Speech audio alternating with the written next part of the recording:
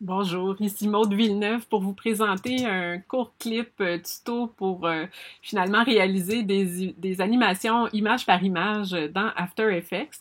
Je vous montre deux techniques assez simples, merci.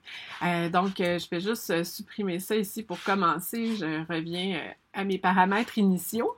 Ça serait vraiment dans l'optique que j'ai plusieurs images que je souhaite ensuite de ça animer dans After Effects. Pour les besoins de cette démo-là, j'en ai juste 8. Là. C'est assez simple. Je pourrais même faire un GIF dans Photoshop.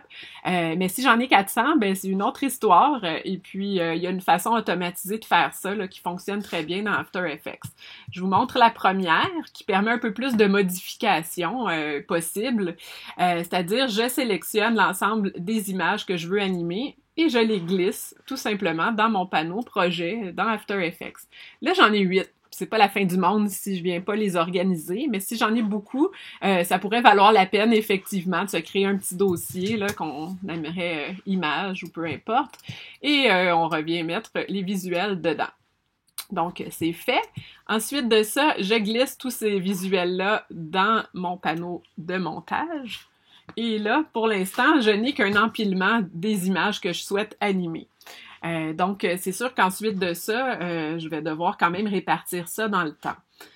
Pour commencer, je veux attribuer le nombre d'images ou de frames à chaque image. Dans le fond, chacune de mes 8 images, je détermine combien de temps je veux qu'elles s'affichent.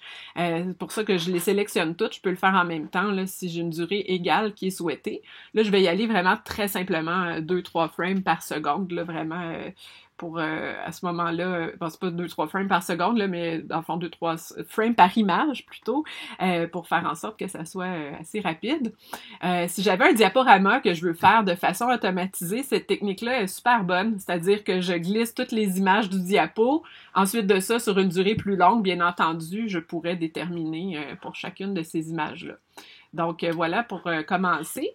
Après ça, je clique à droite sur ma souris vis-à-vis mes images et là, je vais aller dans Assistant d'image clé, faire calque de séquence. Autrement, je pourrais avoir accès à ces paramètres-là dans Animation, Assistant d'image clé, c'est la même chose.